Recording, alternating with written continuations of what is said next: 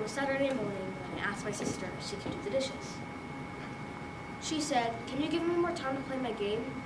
I said, "Take your time." But then I ended up doing the dishes because she took too much time.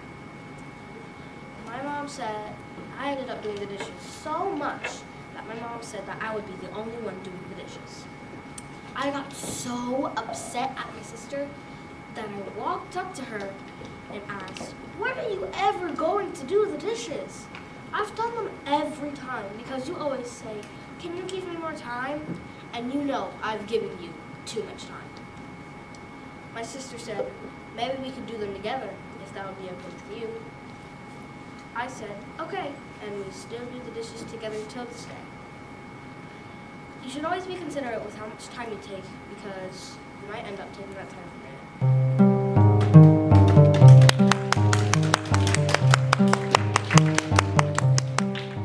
Hi, my name is Jay. This is making the team. Making it to the NFL isn't easy. You have to qualify in many ways. For starters, you must be big enough, strong enough, or fast enough, and be able to catch a football. And you must be able to throw if you want to be a quarterback. There's more than easy parts to make it to the NFL. People can be naturally bigger, faster. It's getting past the competition. Competition challenges you to make you ready for games and or practice. Sometimes coaches make you run drills, which competition also helps you with. Competition gets you ready, gets you to stay ready and not just get ready. You must also work and practice every day to make it to the NFL.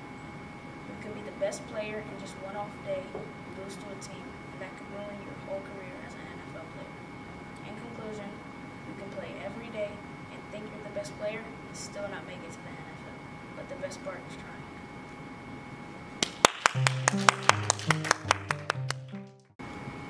My name's Omari, and my monologue is going on a cruise.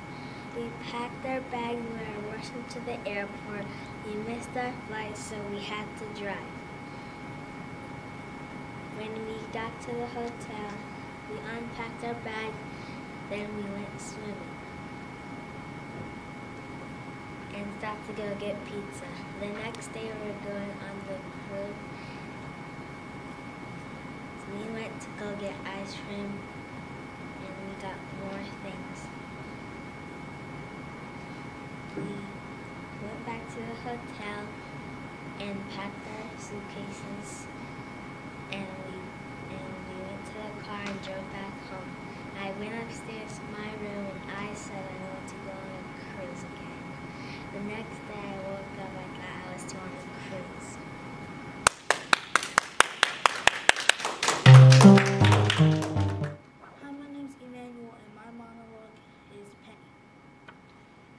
Have you ever made a wish? I make them all the time. I found a lucky penny at my front doorstep. I decided to throw it in a well. Later that night, I saw a shooting star. I wished for another lucky penny because the first lucky penny got me a toy truck. And then the next day, all I saw was a regular penny.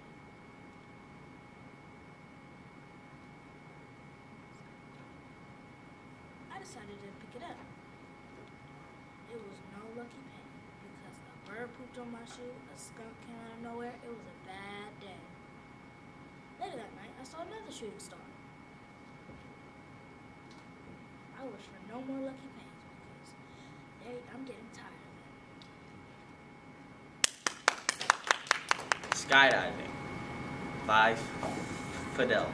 That's me. I walked onto the cold jet as it set off into the sky. The jet drifted along the air until it came to a stop at the center of the sky. The jet doors opened, allowing the cold breeze to brush across my skin. As I looked down at the ground below me, I began to contemplate if I should jump or not. The choice was mine.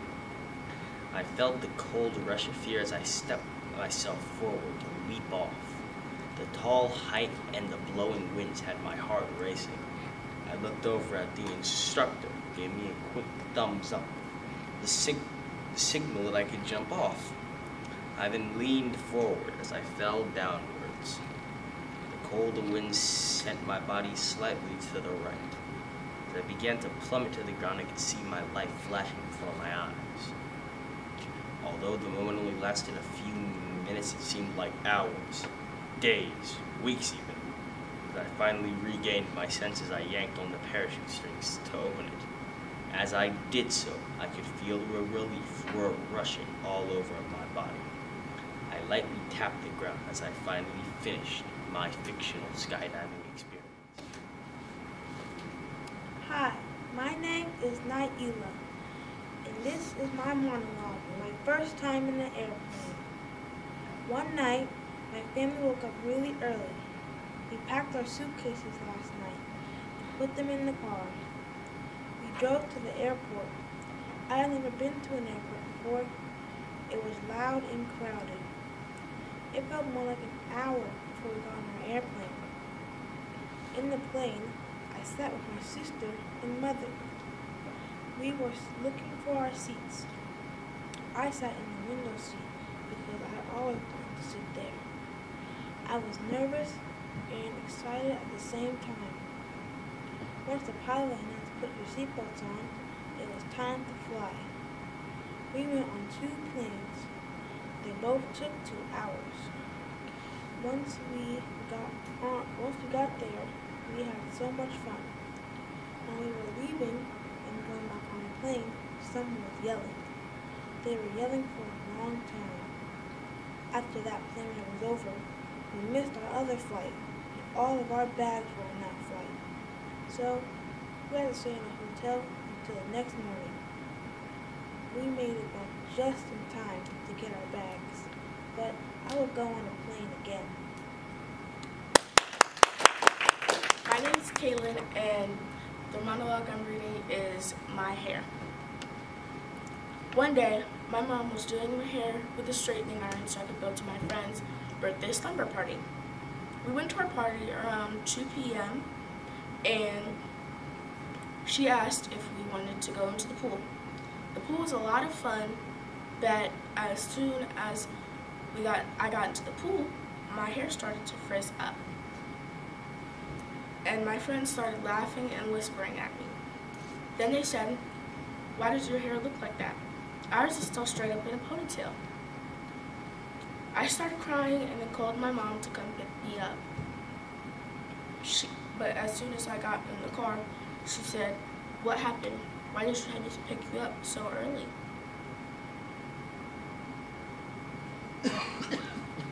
I took off my hoodie and showed my mom my hair.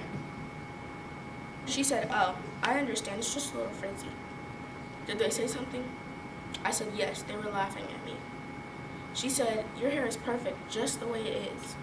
But when we get home, I have something to make you feel better." As soon as we pulled into the driveway, my mom said, "Sit where I usually straighten your hair." When I went inside, I sat down on a pillow so it would be more comfortable for me and thought, oh, she's probably just gonna straighten my hair. But a few minutes later, she came in with hair products and little rubber bands. My mom said, "You have 2 choices. I can do your hair and it will be natural and curly and protected for a long time, or we can go down to the shop and I can get you a perm. We'd have to do it every few weeks and it will be straight like your friends." I thought long and hard about it because I knew perms could damage your hair. That's why my mom never let me get one. Because my sister got one and her hair still damaged a few years later. I said, I love my hair and I don't want to damage it for multiple years, just to have it straight like my other friends. About 3 hours later, my mom had put in twists all over my hair.